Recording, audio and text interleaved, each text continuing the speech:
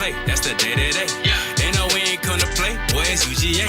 Kirby Smart, I cannot play the fool. Back to back, we did not come to lose. Back to back, like we got something to prove.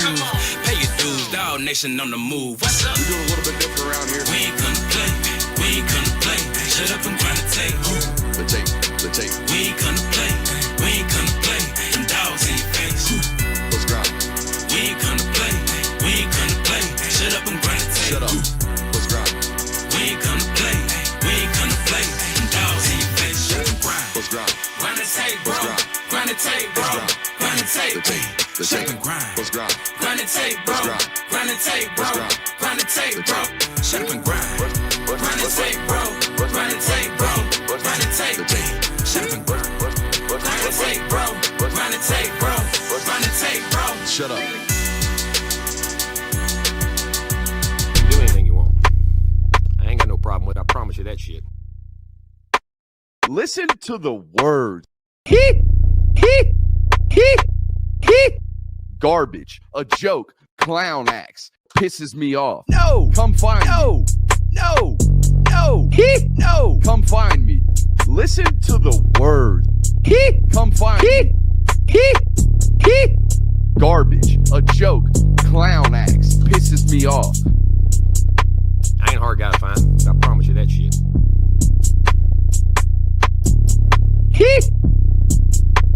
Listen to the words. Garbage, a joke, clown acts, pisses me off.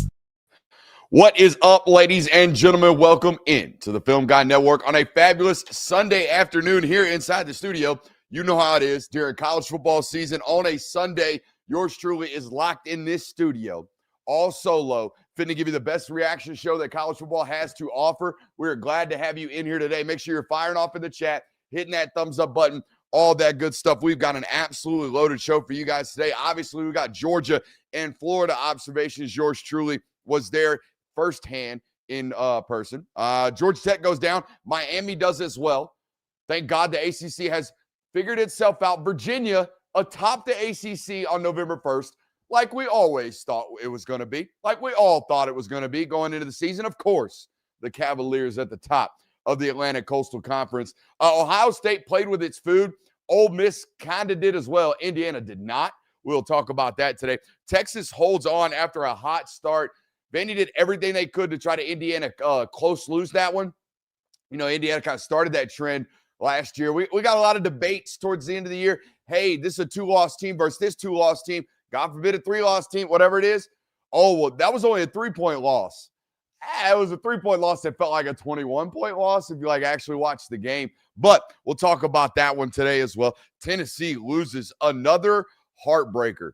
I felt like those are 3 football games, and I hate when coaches do this, but I thought those are 3 football games that a coach could go after the season and be like, damn, if this goes this way in that game, we win that one. If this goes this way in that game, we win that one. If this goes this way in that game, we win that one. Here we are 9-0, and we're, number 1 team in the country. That's not the case for Tennessee, and we'll talk about why that is today on the show as well. I am going to put some throw some blankets over some fires there because I understand it's 6-3, and the losses, right? The Oklahoma, the Alabama, and the Georgia loss are two of the 3 are 2 real hated rivals. That doesn't feel very good. And then this one today, and now no playoffs, and you just want to sit in your sorrows, and we'll talk about it today. I've got a Matt Rule player comp that will blow your mind, especially for you golfers. I've got a Matt Rule player comp that will blow your mind. This is a great point right here. If you are new to the network and you have found us today, we're on the doorsteps of 80K. So go ahead and hit that subscription button. We appreciate you today. As always, on a Sunday, we've got side quests as well, and we're going to probably wave goodbye to a football coach here in the SEC. Already 3 job openings. Damn show going to be a 4th. I don't know when Auburn's going to kick Hugh to the curb, but they going to eventually fire Mr. Freeze. But let's start with the game that I was at, and let's start by asking you to hit that thumbs up button, like, subscribing, rate, and review, and we're going to shut up and we're going to grind that tape, all that good stuff. But let's get after it. Georgia beats Florida 24-20. Where should we start? Probably with the I told you so. I don't do a lot of I told you so around here, but I told you so. I told you on Thursday, don't be thinking this shit's sweet. Don't be thinking you're going to go down there to Jacksonville and just roll over a bad Florida football team. They are bad in record only. They've been bad in record only for 3 straight years. Because I don't know if y'all know this, but recruiting matters in this sport. High school recruiting matters in this sport. Accumulating dudes matters in this sport. And they got a crap load of them. They got a bunch of dudes with no wins. And that's why the coach got fired. But that's also why they sweat folks out for 4 quarters before they ultimately lose, right? And that's exactly what happened. We told you it was going to happen. We said, hey, not trying to make any excuses, not trying to get out in front of a potential loss, but I'm just telling you, if you look up in the 4th quarter and Georgia is sweating, it ain't got nothing to do with anything other than the fact that top 12 recruiting rankings. Top 12 recruiting rankings. You get dudes, you're going to have an ability to fight. There ain't no doubt about it. It's why it's at any given Sunday league on Sundays on this day, right? Because all those guys get first-round picks. All those guys get equal talent. All those guys have talented rosters. All right, they're still professional football players. Some more talented than the others, but any one of them can get you any Sunday. That's what it is with Florida. That is a championship caliber roster with poo-poo results. We've been telling you that for a while now on this network. And yeah, Georgia sweated it out for 4 quarters. Told you so. Now let's talk about the actual game. Georgia gets off to a hot start offensively. Feels like they walked the football down, score 7-0. And then what's Florida do? Bang, bang, bang, bang, bang. Deep overs galore. Scores on Eugene Wilson. I think Eugene Wilson was 4 for 80. 4 deep overs. Chunking you the hell up with deep overs off play action. And they score. And then Georgia kind of goes stagnant offensively for quite some time. All right, quite some time until, I can't even remember what Zachariah Branch sparks them. Basically, Zachariah Branch on 3rd and short in the second half sparks them into situations where they can score. And then we get a little Fox screen to Noah, and then Chauncey ices it. And then it's like, boom, we're scoring and we're good. And somehow they put up 370 some odd yards of total offense. It did not feel that way. It felt as if they were stagnant for a good 35 minutes of that football game. I don't know how you guys felt. That's how I felt watching that one. Okay. I also thought that it was Gunnar Stockton's most least impactful football game that he's played, maybe to date. We were having this discussion last night on the ride home. I don't want to say it was his worst performance. I didn't feel like he played bad. I just didn't feel like he was a difference maker when the last month of football, hell, I'd say the last 2 months of football, the biggest difference maker on the offense has been 14-1. And 1 was still there yesterday, but I didn't feel like 14 was making plays. I don't know how you guys felt. Until late in the 4th quarter, when it only matters, right? He's a gamer. As the game continues, he gets better. Kirby talked about it yesterday. But there were several I haven't watched the tape yet, but probably held on to the ball too long or turned down some yardage, hit Oscar Delp in the shins, right? Back shoulder ball on Noah when he's working back across the middle of the field. Yeah, you should catch that ball, Noah Thomas. But yeah, you should put that ball on his chest, not his left shoulder. You know what I mean? Like those types of things, I did not feel as if it was Gunner's best football game. And on the other end of the ball, right, I felt like DJ Lagway played as clean as can be, apart from a fumble that they ultimately recovered. But that's the cleanest that dude's played in 2 years, and you survived. You got out with a win. And that guy normally hands it to the opponent several times in football games. Guy got 9 interceptions. I bet he's got 15 turnover-worthy plays this year, right? I didn't feel like he made too many of those yesterday, and you won the game 24-20. Also, the offensive stagnation periods, they're explainable because you chunk 3 drives up, right? You have holding penalties. Anytime Georgia's in a 2nd and 20 this year, you go ahead and punt that damn football. Go ahead. So you have 2 of those with a hold, and then you get a weird snap, which I still can't figure out what's going on there. Maybe Chad can help me out there.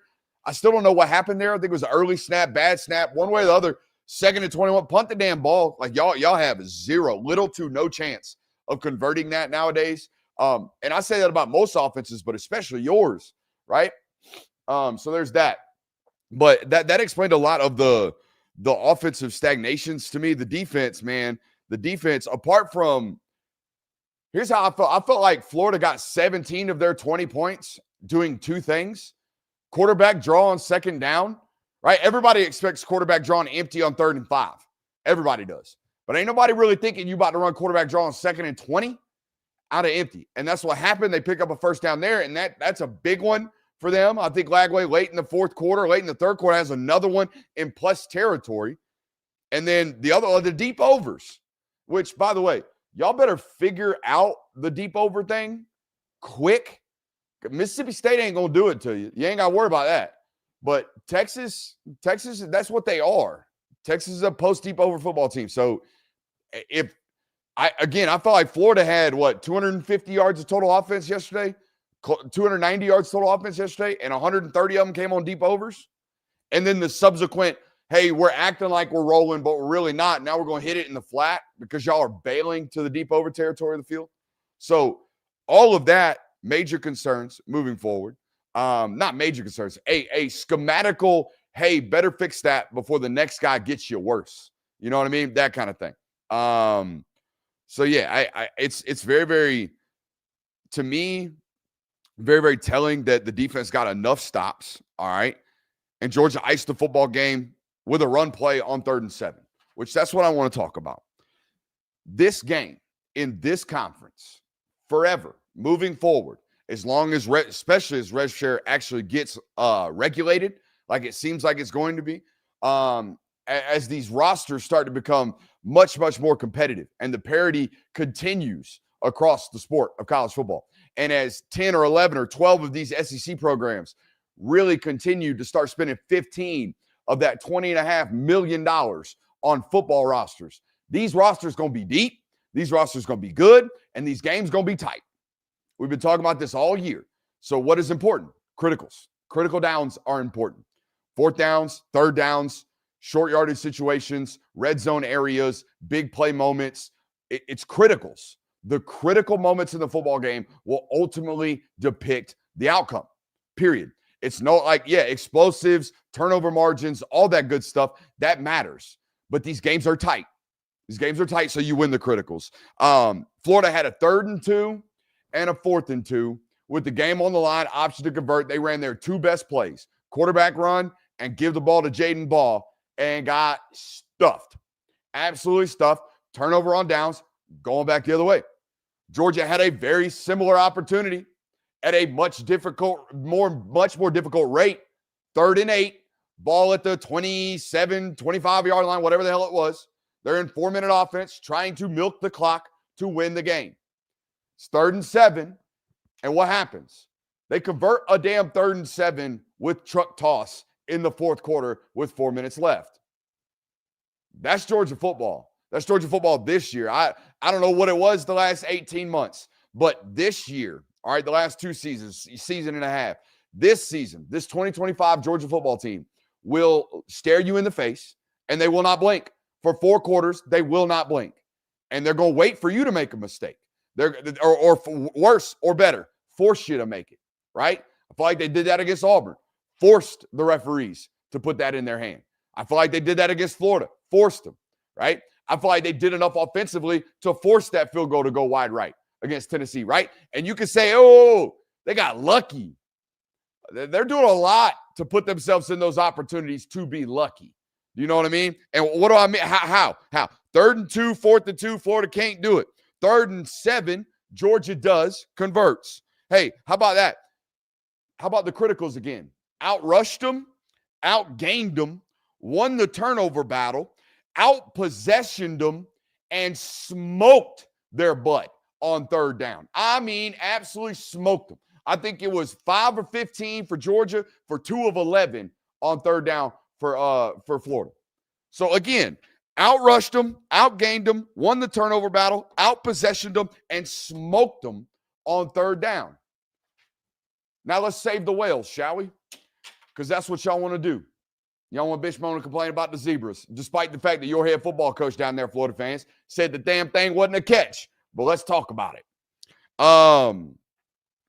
I thought that game being in person was so hysterical because it was very obviously disputable. You got a split stadium. And they show one, which, by the way, I thought ESPN did a major disservice of not showing all of the video footage because I went back and watched the TV copy. They do not show you the footage that we saw in stadium where very clearly the ball hits the ground. And they only showed that clip once inside the stadium. And then all the Georgia fans go freaking nuts. And then they go to show the other angle and all the Florida fans go freaking nuts. And by the way, was the same exact way on the DJ Lagway fumble, which I thought was a fumble, which Florida fans probably thought the ground created the fumble. I thought the ball was moving before he hit the ground. You thought it wasn't a fumble. Doesn't matter. Called a non-fumble on the field. It's not a fumble. Called a non-catch on the field. Not a catch. Not disputable or indisputable. Not indisputable.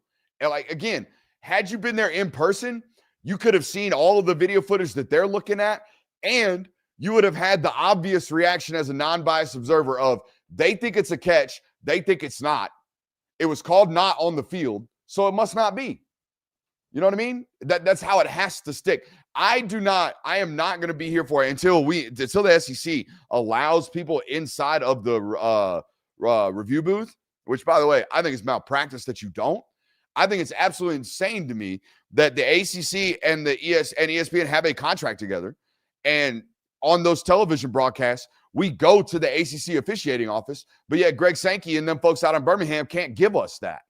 We have to just assume that they're getting it right, or we have to assume that they're having the right conversations, right? That doesn't feel good to me. I don't like that about the outcomes of football games. Because again, one scores. All these very, very tight football games. They will continue to be moving forward. They will continue to be tight ass football games. All right. But man, like I hate the y'all got lucky, save the whales crap. Y'all know I hate that stuff. I hate when I tweeted about it. The first 3 quarters, Georgia fans are bitching about referees. Because yeah, how in the hell do you call disconcerting signals simulating the snap count on the quarterback? What is that? Y'all didn't think it was targeting, Georgia fans. It was targeting. I'm here to tell you it was targeting. He led with the crown of his helmet. Yeah, the wide receiver dipped, but we don't protect we don't protect defensive players. We only protect offensive players. That's been football since Tom Brady's knee got blown up. So don't be out here doing we got screwed too. The zebras suck. We all know. We all know the teachers should get paid more. We all know we want the whales to be saved. We all know we want world peace. Shut up. Play football. Players that need shout-outs. Chauncey Bowens. Holy hell. Yeah. That's good ball. That's good ball late in the fourth quarter. That guy is so hard to tackle, right? I think the new thing for me is I don't really care if you're like big. I don't care if you're small. I don't care what you look like as a ball carrier. Your contact balance better be elite. If someone's coming at you full speed and hits you in your core, they better not be able to they better bounce off you, right? Or you better be able to continue yards after contact. That's the way I feel about backs moving forward, especially with all the different stuff we do schematically, right? There's not one team running one style of run. Every team is running all the styles of run. So you better be able to have a guy that can kind of do all of it. And the most important thing to me is contact balance. And that kid has elite contact balance. And that's why he's so great to me. Obviously, he's got good vision too, but there's not like one thing that he excels at. It's all just really, really well balanced and good. You know what I mean? Moving on to great, to the borderline great. CJ Allen is a madman. That guy played out of his gourd and always has. I think he had 13 tackles yesterday. I mean, just absolutely nuts. I'm glad to see the NFL scouting world. I'm looking at a friend of mine, Jordan Reed, right here tweeting out, CJ Allen clips right now. I mean, it was elite football yesterday from 3. It's been elite football for the better part of 7 games now. 8 games. I don't feel like there's been one where I'm like, damn, CJ didn't play very well. And he was hampered with a hamstring early on in the year. So that's pretty damn impressive. Make sure you're hitting that like button. Make sure you're subscribing if you have not. All right. If you're watching us on Twitter right now, get over to YouTube and help us out with a subscription. We are on the doorsteps of 80K. We might cross it in the midst of this stream. Got about 25 subscribers left before we hit 80K, man. Subscriptions pay the bills, right? When I reach out to new sponsors, like our friends over at Sleeper, when our new sponsors reach out to us, the first thing they want to know is how many subscribers you got. Now, they can go look at it, right? They can go see it, but they want to know growth. They want to see growth, and we've obviously shown that, and I want to continue to show that by continuing to ramp up those subscription numbers. So make sure you're hitting that. Speaking of our sponsors, I want to give a quick shout out to our friends over at Sleeper. If you've not already, head over to sleeper.com Sleeper. Download the app, Use promo code Brooks. You get a 100% deposit match up to $100. Sleeper is a fantasy sports and real money gaming app focused on bringing people together through sports and gaming. Sleeper has become the fastest organically growing fantasy platform in the world. Use promo code Brooks today, and you'll get, again, 100% deposit match on your first deposit. Terms and conditions apply. See Sleeper's terms of use for details. We appreciate those guys for supporting us, man. They've been adamant about the continued growth of this network and helping out and being a part of it. So make sure you're helping those that support us. We appreciate you guys for that one. Y'all know how I feel about the referee thing. I don't people will say, well, he's a Georgia guy. Of course he feels this way. I don't let Georgia fans do it. I do not let Georgia fans do it. I don't. So I don't let y'all do it.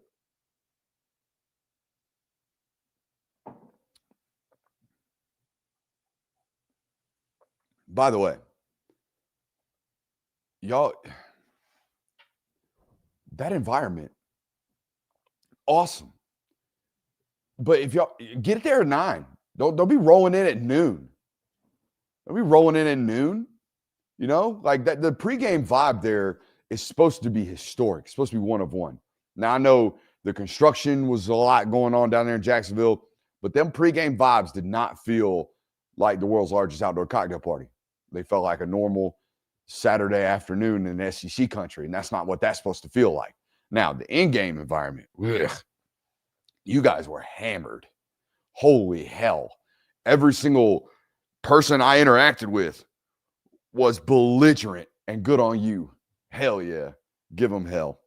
Do we have any Tennessee fans in the chat today?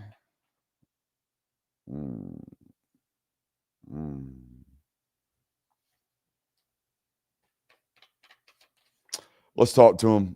Oh, that's a heartbreak. 33-27 loss to Oklahoma at home. I think Tennessee outgained Oklahoma 280 yards to 90 in the first half and was down 16-10. Ouch.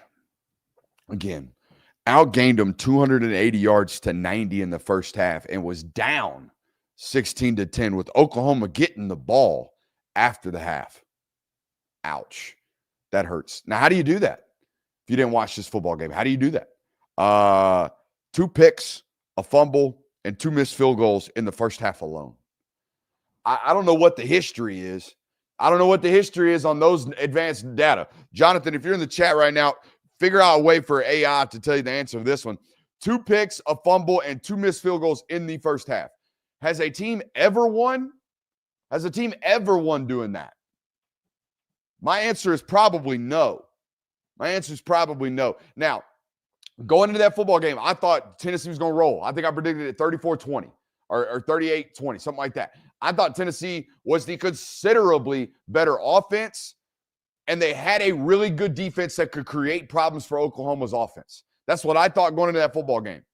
In the first half, if you just didn't watch the 5 plays of trash, if you just watched the other 40 snaps in that football game in the first half, buddy, you'd have thought I was nailed, dialed, just holy hell, where's that guy? He's brilliant. And then you look up at the score and it's like, uh-oh, what's going on here? Turnovers, left and right, fumbles. And my number one fear, 2 of them, I had 2 fears going to that football game, right? One, obviously Oklahoma's box, right? Obviously Oklahoma's line of scrimmage is elite. They're number 1 in the country in tackles for loss. They're number 2 in the country in sacks. Might be number 1 in the country after this weekend. They are elite. They get after you. And that was my big problem, my big concern for Tennessee. Can you protect? The center's playing with a cast. He's cooked. They can't. They picked on him all night long because why shouldn't they? He's in a cast. So that's a problem. All right. But they couldn't protect Joey all night long. I felt like the 2 interceptions, in my opinion, were pressure induced. I felt like they were balls thrown way too early.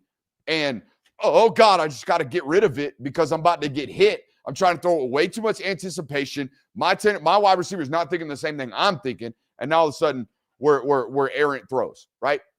And now all of a sudden we're throwing it to Oklahoma defenders. Or we're late, or we're way early, right? I felt like those were pressure induced, the quarterback not feeling comfortable, and probably competing too much because that's what this kid does. He puts balls into spots that you probably shouldn't. You probably should take the sack. We probably should throw it away. We probably should do whatever. He's just going to compete. And for every tight window throw that's an explosive, you might have a turnover, and you're not going to like that. And that is what this kid is, and he's always been that way, and I live with that. All right, but as a play caller, you have to know this. You can't put him in situations where you can't have a turnover and you're still hunting, right? Like, for example, right before the 2 minute, right before the half, he throws a pick, gives him another field goal. And I don't know what hype told him because he's covering his mouth at first. And then as soon as he takes his mouth off, he goes, "That's my bad. That's on me." Does Heupel. And Jonathan and I are sitting there watching the game. I'm like, that's weird. He just told him it was on him. What could it have been? And Jonathan had the right observation. Maybe he told him it was going to be there. Maybe he told him that was going to be wide open. Because if you watch the pick before the half, he throws it way too early, but he's also staring at that tight end. It's like waiting for him to get past the mid-hole hook player. So I think there's a lot going on there, right? But bottom line, defensively for Tennessee, offensively, we just talked about it, turnovers. Just can't do that shit. Can't have free hitters hit the quarterback in the red zone either and give up fumbles. We can't do none of that. All right, even against the nation's best defense at the line of scrimmage in Oklahoma, which, by the way, the people that were pushing back on that prior to this weekend, I don't know what you've been watching. I don't know. When I said Oklahoma is the best box in college football and a top 3 defense, there were people in our chat being like, "What are you talking about? Oklahoma's poop. They gave up 28 points to a terrible Texas team." Buddy, you ain't watching ball. You not watching ball. You need to come over here and watch some ball. It's a damn good unit. Oh, they gave up 35 to Ole Miss. Yeah, a top 3 offensive unit. What are you doing? Sorry, sidetracked. I don't even know where I was at. But eventually, if you leave an Oklahoma offense on the field that long because you keep turning it over, you keep giving them opportunities, they don't even got to be good. They can kick 6 field goals and outscore you, which I think is what they did.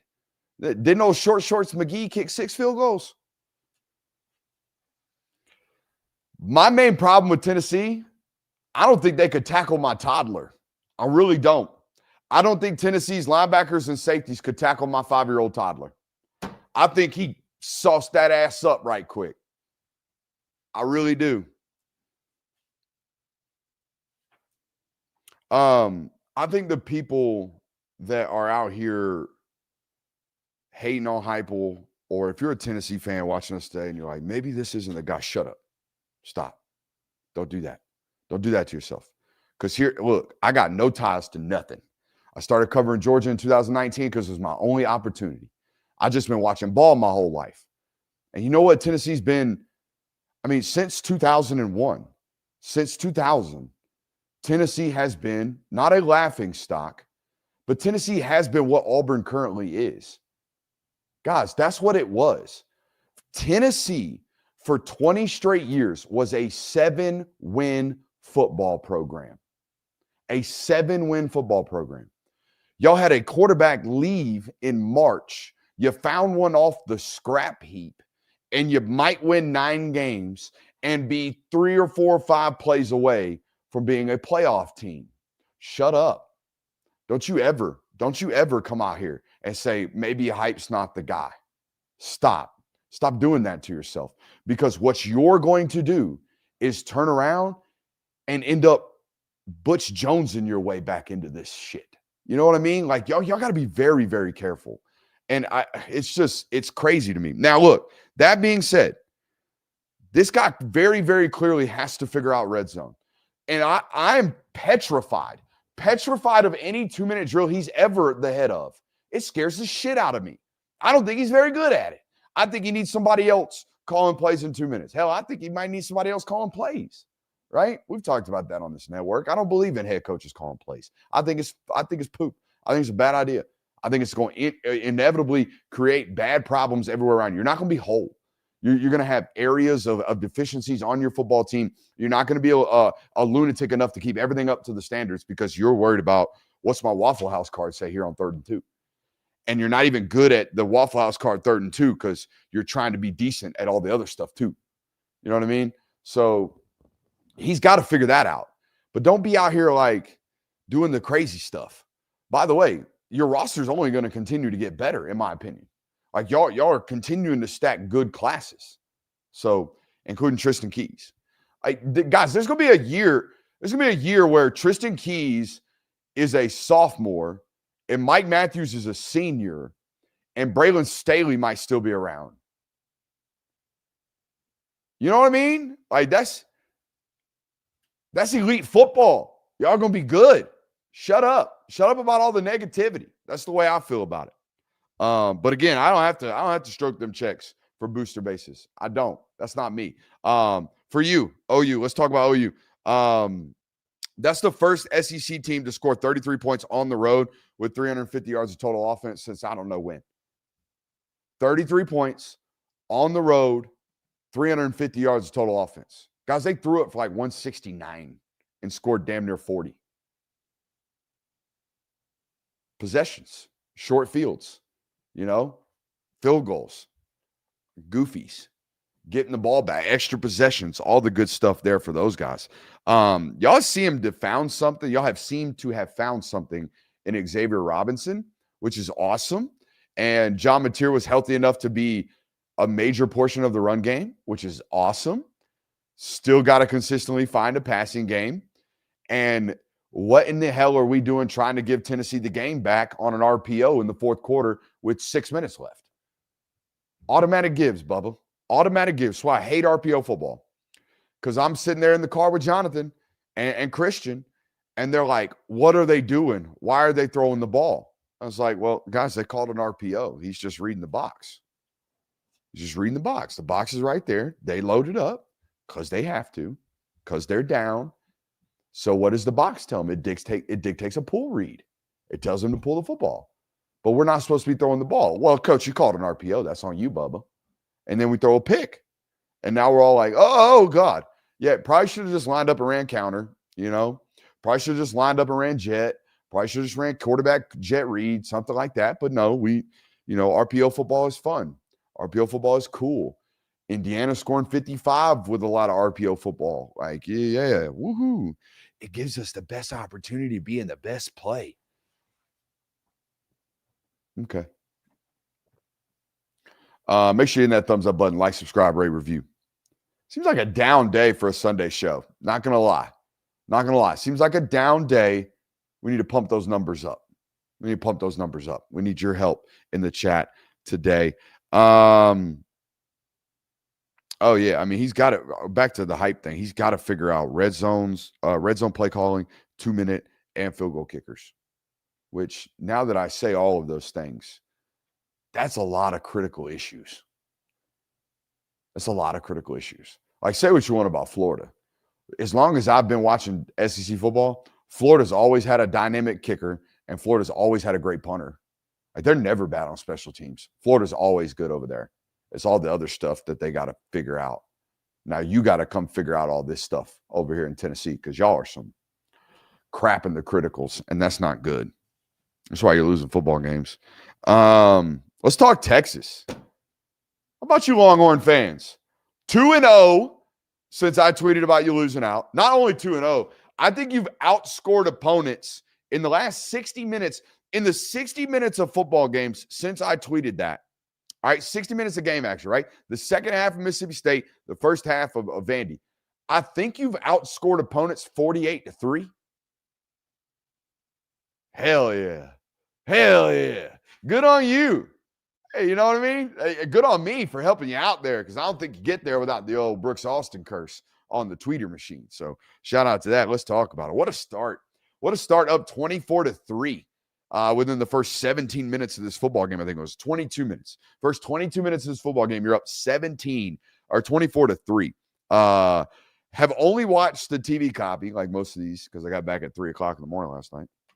I've only watched the TV copy. And what I can tell you off of that is I think Vandy got schemed up off last year's defense. I really do. First play of the game is very obvious that was a winner on Tuesday.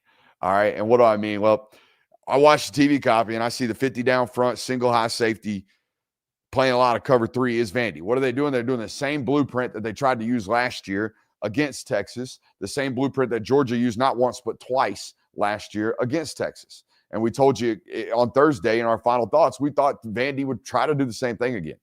And what I saw was Sark find a lot of answers for this year's Vandy defense based off last year's film. The first play of the game is very obviously a schemed winner versus what we call an auto check for the defense, right? Like they send orbit motion with Ryan Wingo, which is not what they normally do with that guy. Like they don't normally put that guy in jet motion. If he's catching screens out in the flat, it's a stop route. Like he's going up the field and coming back towards the line of scrimmage. They normally jet DeAndre Moore in that system. But they orbit Ryan Wingo, and it triggers the front side, play side nickel into a blitz. And now we've got an RPO, a swing to Ryan Wingo out in the flat. We've got 3 blockers for their 3 defenders. And now the inside linebackers got to pursue outwards and tackle Ryan Wingo. That ain't happening, big dog.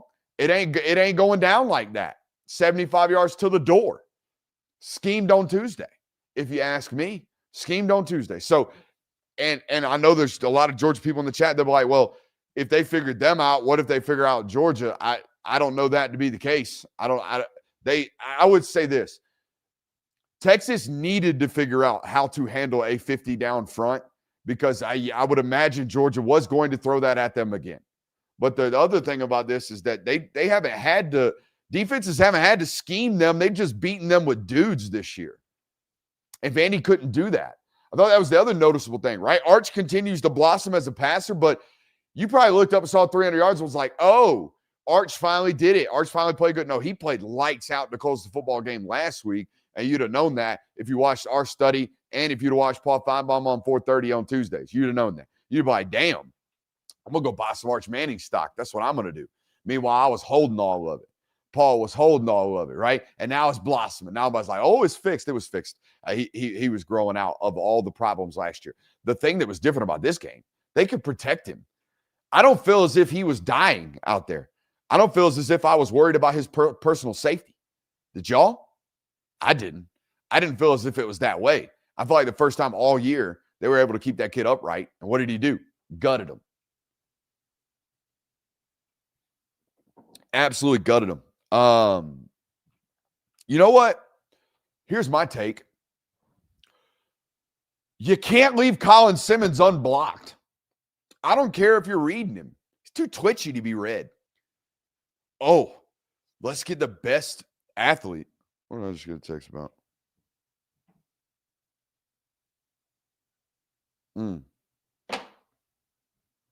Maybe tell the folks after the show. Colin Simmons, way too good, way too twitchy to leave unblocked. And what does he do? First possession, Vandy's got the ball? Strip sack? Or not strip sack, but like I'm just going to blow the hell up out of the mesh point.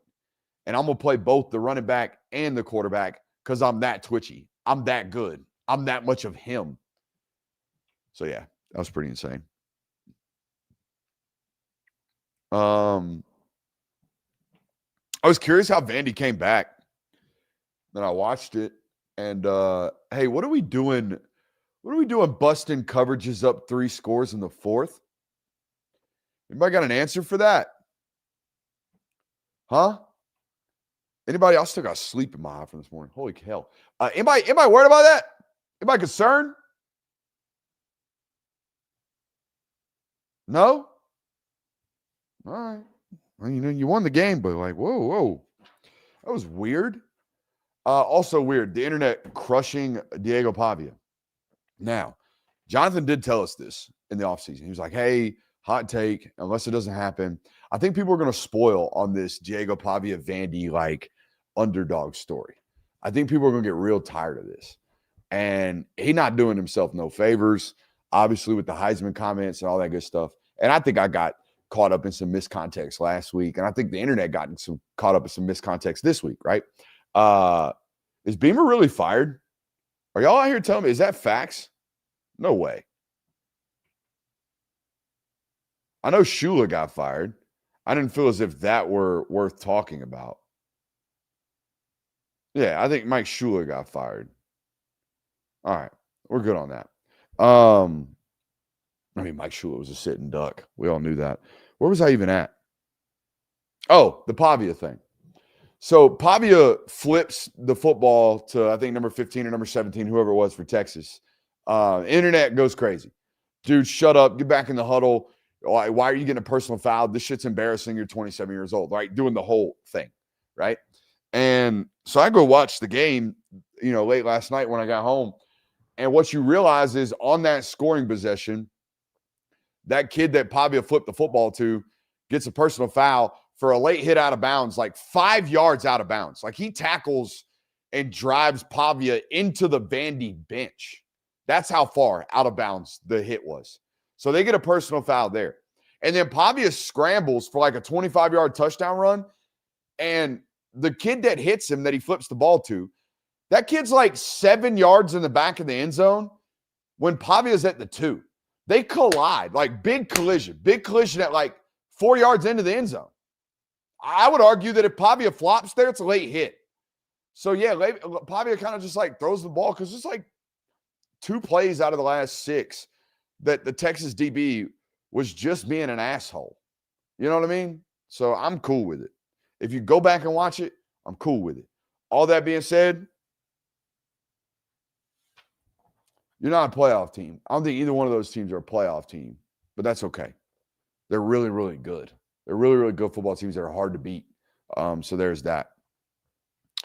Very, very, very interested to see how they actually protected. I saw a lot of rushing 3, dropping 8, which I don't understand why Vandy was doing that. Late in the football game, that's what I saw on the TV copy. So we're going to have to go figure out what that was because I don't like that decision. I need to be pressuring 4 or 5. I need to be getting after that offensive line, creating a lot of one-on-ones. Don't let them double team. Don't let them go 5 versus 3.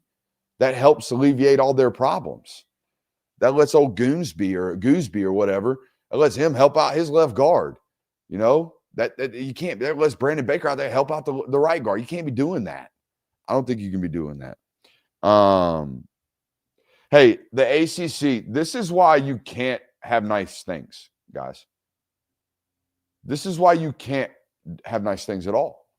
All right, we got Texas fans thinking Pavia pulled that kid out of bounds. Guys, I'm just saying. When I watched it, I thought it was a late hit out of bounds. And then I thought it was a late hit in the end zone. And he flipped the ball to him, and he got rightfully punished for it. So I just didn't think it was worth the internet absolutely cooking and eviscerating the 26-year-old. Now, when you show up with a hat that says two-turn, it's turned sideways, you got chains on, you threw for 160 yards, and you say you rightfully deserve to win the Heisman, I'm going to flame your ass, context be damned. You know what I mean? Like, that was crazy. But this one, I'm okay with. ACC, this is why you can't have nice things. This is why. This is why you're a one-bid conference. This is why you cannot have nice things. Despite the fact that none of your good football programs play anybody, despite the fact that none of them apart from Florida State and Miami, which Florida State isn't even one of your good ones, despite the fact that Miami doesn't play Georgia Tech, that Georgia Tech doesn't play Virginia, despite the fact that none of your good teams play one another because you're a diluted 8-game conference, whatever. You're an 8-game scheduled conference, and you're diluted, and you're not very top-end heavy, despite the fact that you're diluted. All that being said, you still find ways to poop down your own leg when you got a chance. Your whole conference, because of the way you got it scheduled, your whole conference got a chance to throw a whole bunch of mess into this college football playoff. If Virginia just handled their business, if Miami just handled their business, if Georgia Tech just handled their business, y'all might have been sitting there on Selection Sunday going, why don't we deserve 3 teams in the college football playoff? Because you're the ACC. So this is why you can't have nice things. That's why you're not allowed to. Because Miami goes on the road, leaves the state for the first time all season, November 1st. They don't leave the state of Florida until November 1st. And they take a loss to SMU, who just got beat by Wake Forest 13-12. Boom, SMU catches Miami. And then boom, NC State catches Georgia Tech. Man, which one should we start with? Let's be quick with Miami. Russian inefficiencies. I'm going to tell y'all a little story all about how. All right, I'll tell you a little story all about how I've watched two offensive lines that I would argue are filled with maybe a good enough five to go start on Sundays right now. Like if I just told you, hey, Jared Wilson, Tate Ratledge, and who's about to Dylan Fairchild are going to be your three interiors, and then I got to go find two offensive linemen from that Miami unit. Let's call it 73 and 61, and I got to go play a Sunday game. You think I'd be all right? I think I'd be all right because, hell, I'm not projecting all that much. Three of them are starting on Sunday games right now. Hell, shit, they might be warming up, getting ready to go. Those offensive lines, the last 2 years, Georgia's and Miami's, have been made to look like they are not good. They are. Do you know why they're made to look like they're not good? Because their quarterback's never involved. All right? They get teed off on, man. There is no reason Miami should be in the 70s range in rushing. There's no reason, except for the fact that we play college football, and if your quarterback is not involved with his legs, your run game will get teed off on. I don't care how good your offensive line is. I've watched it for 2 straight years. I watched an entire fan base in this SEC look at Georgia and go, why can't they run the ball? And then this year, it's even worse, right? Like you watch those guys from last year's offensive line go play in the league, and they're doing well. And you're like, damn, they sucked for us. No, they didn't.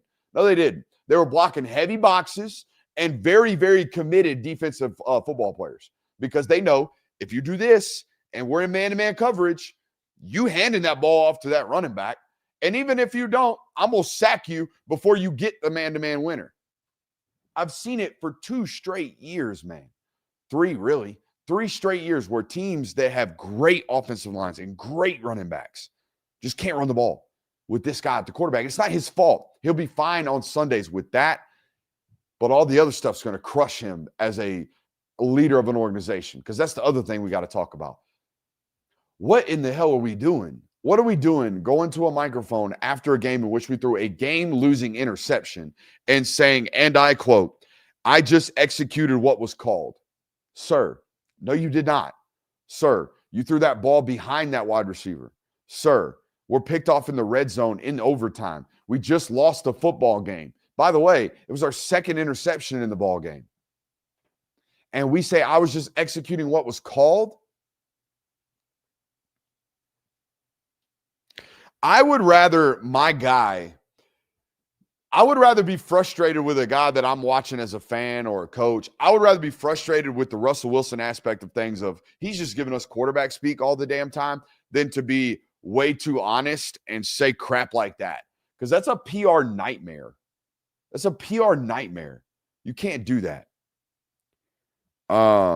Georgia Tech. That was my fear, honestly. My fear for you guys was that we got a defense that one day, maybe someday, because there's not enough blue chippers over there. I don't even think there is one. Is there an NFL prospect in the top 90 on Georgia Tech's defense? Probably not. Probably not. So that was always my fear about them. Maybe they have a game where they can't stop a nosebleed. I sent Jonathan a message this morning. It reminded me of that scene in Smokey and the Bandit, where they drive through the roadblock and then, Sheriff Buford T. Justice pulls up to the cop and the cop looks at him and goes, did you see that? He ran right through our roadblock.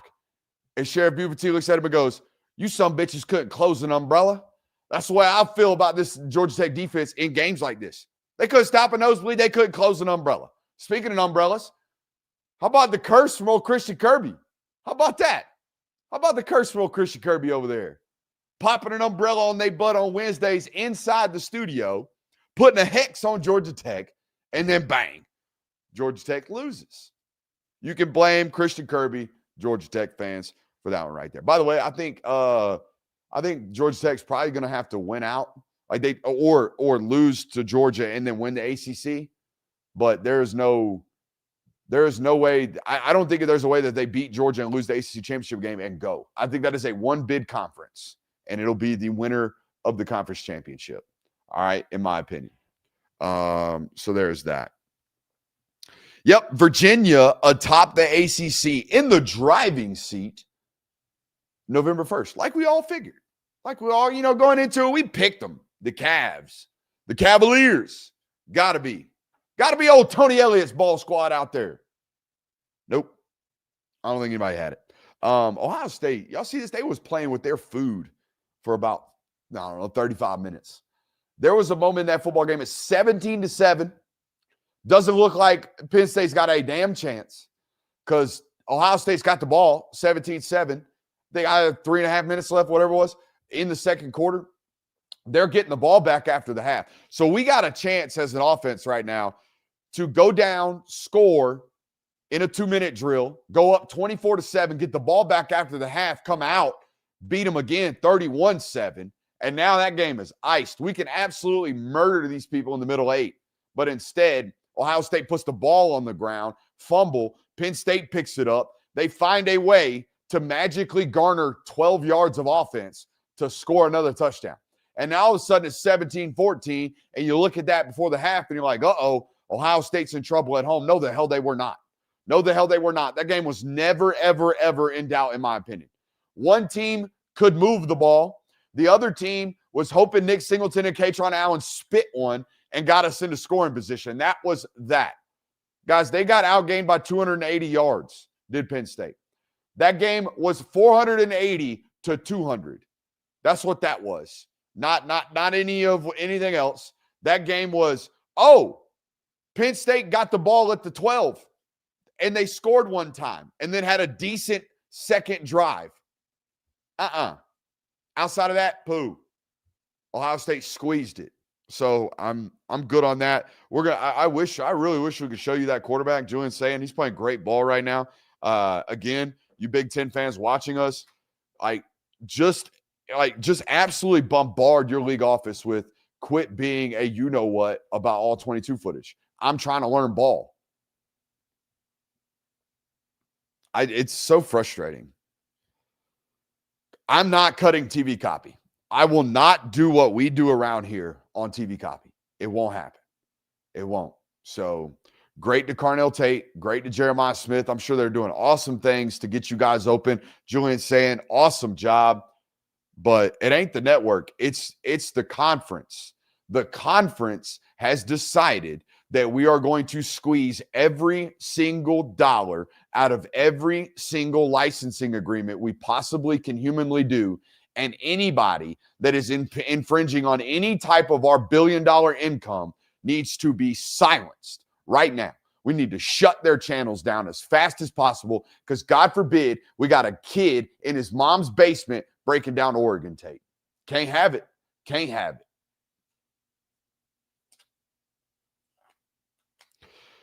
Ole Miss let South Carolina hang around for a little while before they ultimately opened up a can on that ass.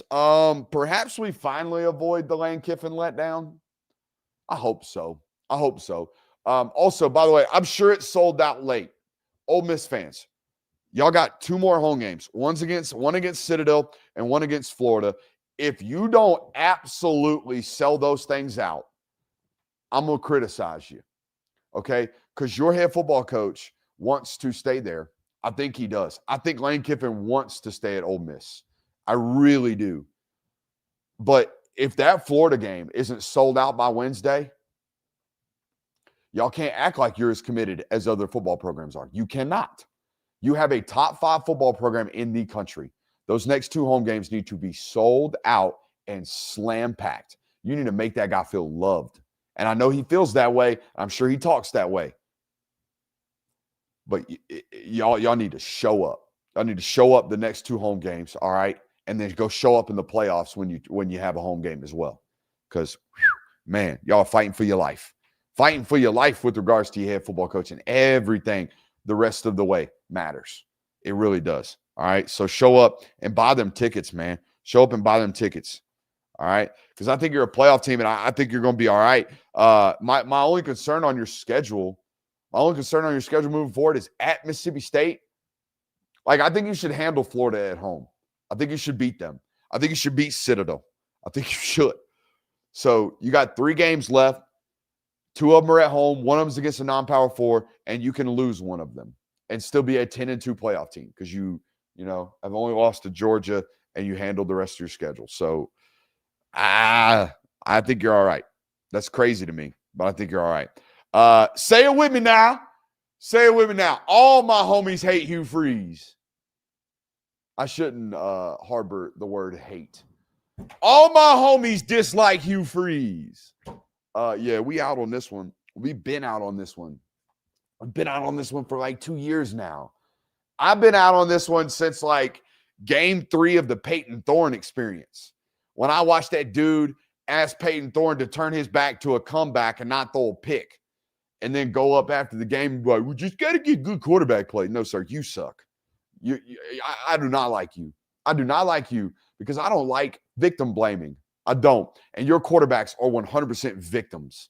I will reiterate the stats because they will not be ever said again on this network, because I don't know if Hugh Freeze is going to get another head football coaching job at this rate worth talking about. He might end up at Western Kentucky or wherever. Cool. Awesome.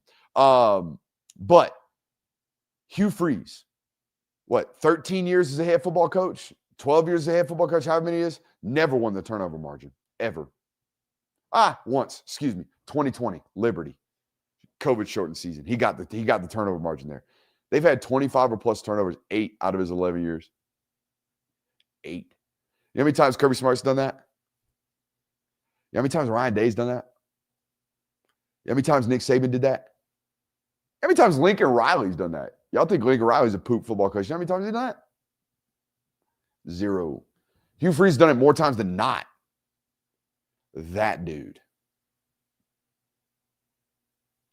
It was so funny. We were driving home last night from Jacksonville.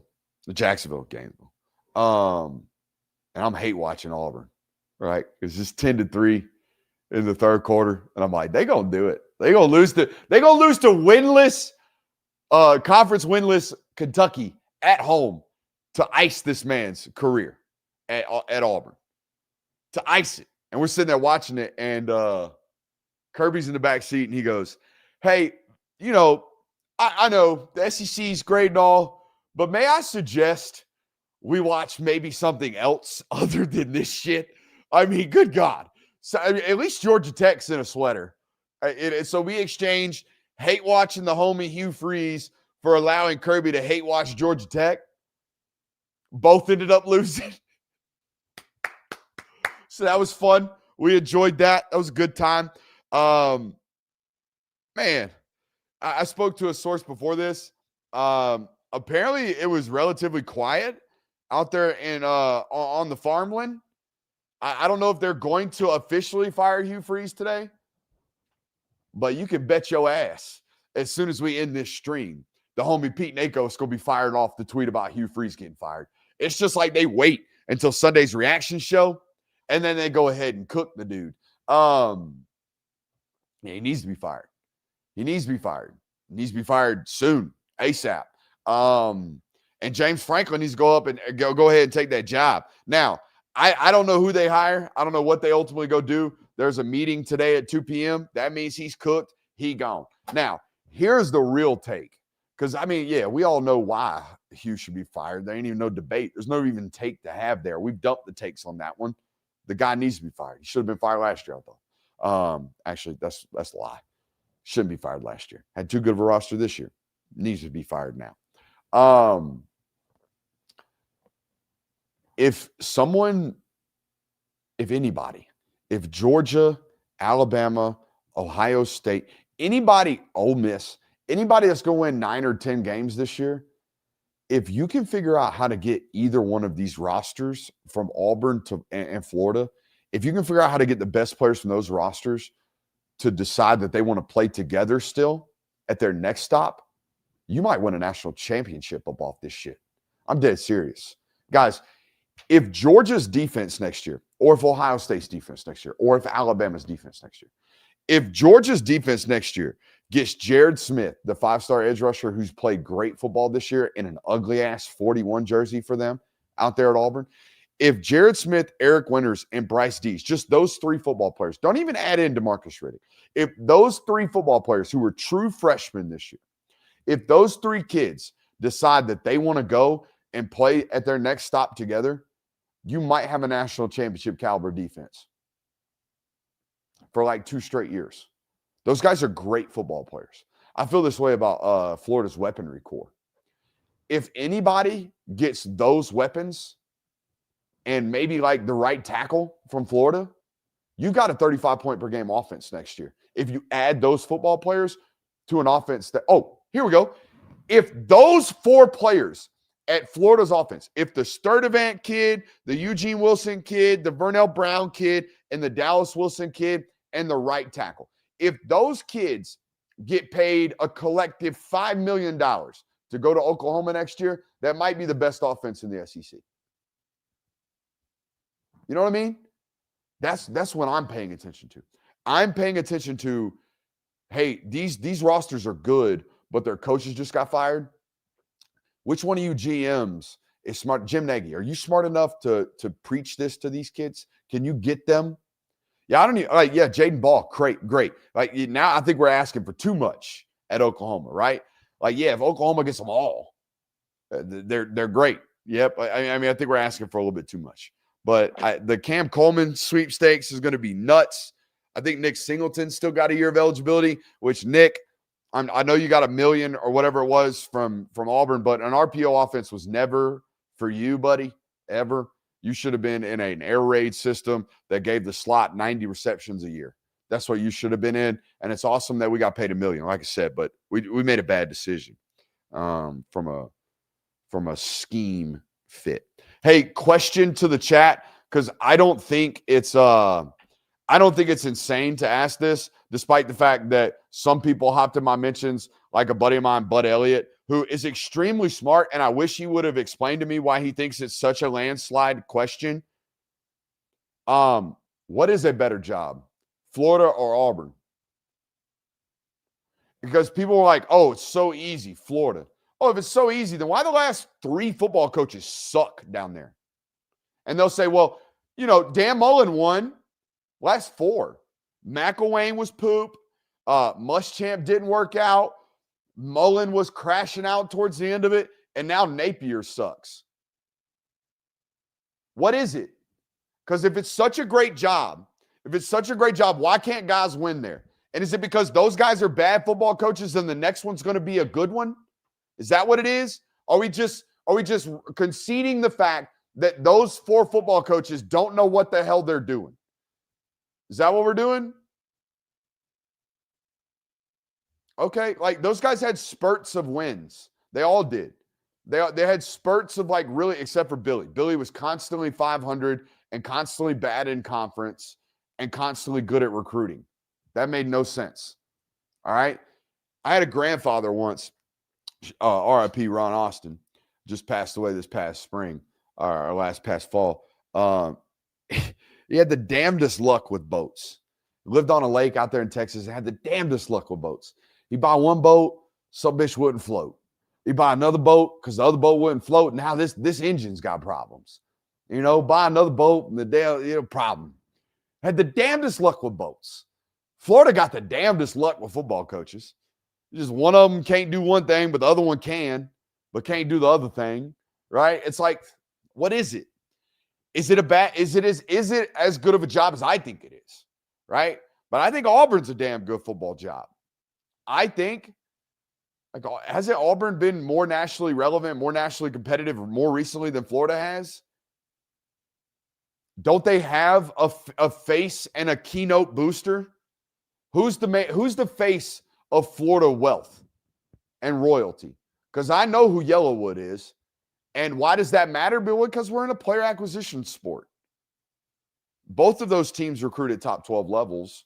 Both of those teams, to an extent, play little brother in their own state. Oh, Florida's big brother. Nah, I don't know. Are they? Is Miami big brother or is Florida State big brother?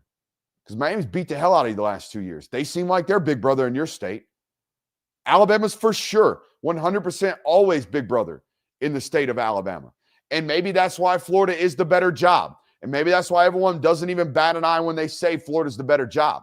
Because when Florida's at its peak, there ain't no doubt they're big bro in that state. But they ain't at their peak. They ain't been at their peak since 2012. Again, apart from random, I got to the SEC championship game year 1 with McElwain. I got to an SEC championship game, once or twice with Dan Mullen? The rest of it's been not good. So the Auburn booster situation is a supposed real snake pit, so says the chat. Is the Florida AD going to survive Hugh?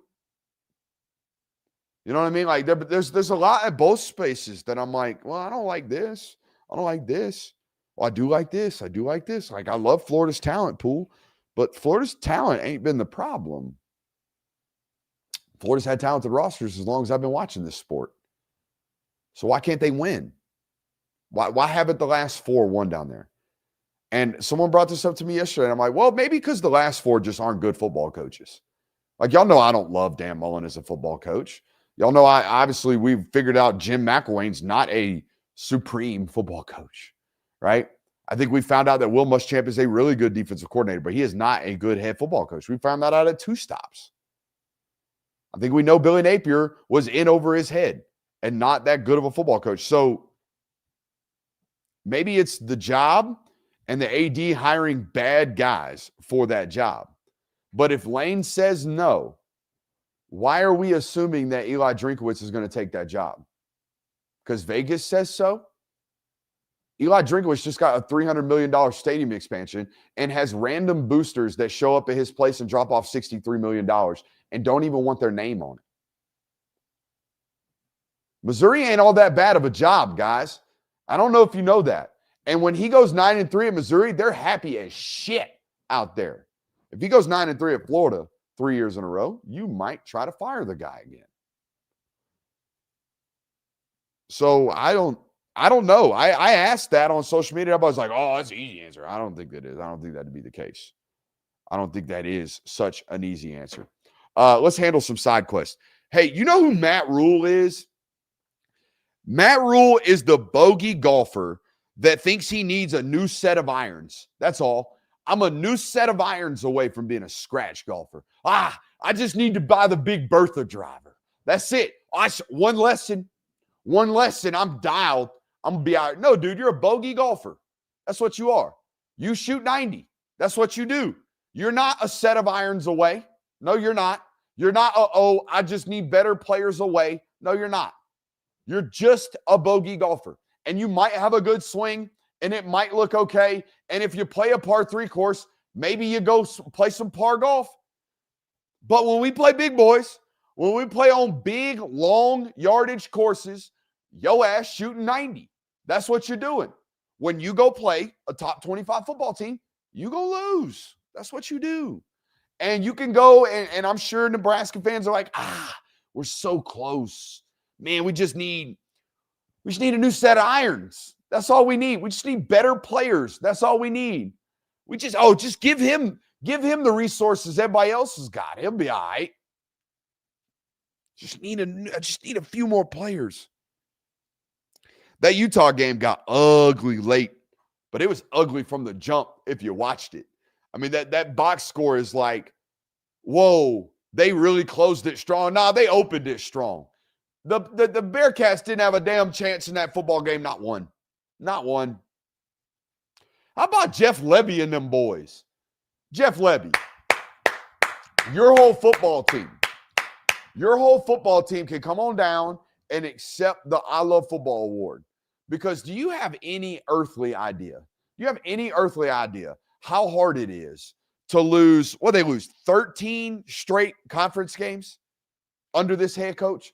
To lose 13 straight conference games and go on the road, against a bad Arkansas team, to go on the road and win a come-from-behind fourth-quarter game in an SEC game in which you've lost 13 of them in a row?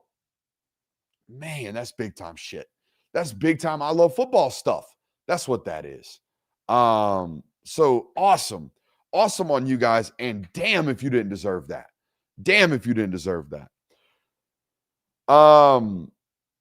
Also, Michigan fans, if you're here today, has Dave Portnoy fired your football coach and, stopped trying to pay that quarterback yet? I'm waiting for that. I'm waiting for that tweet. Maybe y'all got to lose to Ohio State before it happens, but scoring 21 points and putting up 200 and some odd yards of total offense against an absolute poopy Purdue team, the Purdue Choo-Choos. out here putting up 200 and some odd yards of offense. Ugh. Y'all got a $12 million quarterback. Notre Dame. You tried. You really did. You tried to make it like that. What? Hey, confusing. How we score 4 touchdowns and have 25 points? Did we miss 3 PATs? Is there an Irishman somewhere in the chat? Did we miss 3 PATs? Like, honest to God, I was hoping for your sake, Irish, that it was a rainstorm or something. Maybe it was cold. It's Boston. I've never been up there in the winter. I've only been up there in the summer. I don't know. Maybe something weird was going on. Nope. No, I don't know. No rain. I don't think it was cold. I don't think it was anything like that. I just think you played Notre Dame football in one of them weird ones. Hey, great though. 18-10. It's 18-10 with, 11 minutes left in the fourth quarter. 94-yard icer from Jeremiah Love. Yes, Notre Dame's kicking is atrocious. Missed a PAT and a 2-point conversion. I don't understand how we can't have kickers. Pat McAfee's got dudes coming up off the street launching bombs off of some carpet. And you goofies can't go find a kicker? What are we doing? I have always hated, and we'll close with this. All my homies hate kickers. And here's why. The idea that I have crippling shoulder pain the rest of my life, the idea that my ankles are shot because I was a position player that was dying for 75 snaps, putting my body on the line. For what? For Division II football. For a you-know-what degree. Just like a regular one. The idea that I am putting my body on the line for 85, 90 snaps a game. And then we got some foot fairy coming out on the field with his damn pants rolled up, ain't practiced, ain't done shit with the team all year, doesn't have to do 5 a.m. squats, don't have to do none of that. He just gets to do curls over there and look big. He gets to come out and decide my fate? Hell no. Hell no. I will always hate you foot fairies. Always. Y'all do not play my sport. Y'all do not count. No, you're not part of the team. No, Why? Because Naismith or whoever invented this game back in 1898 decided that you guys should be a part of this? Hell no. Hell no. I hate all of you. And the fact that you cost people games. Oh my God. I got to go before kickers make me absolutely lose my mind. I also have to go so Hugh Freeze can be fired. We'll see y'all.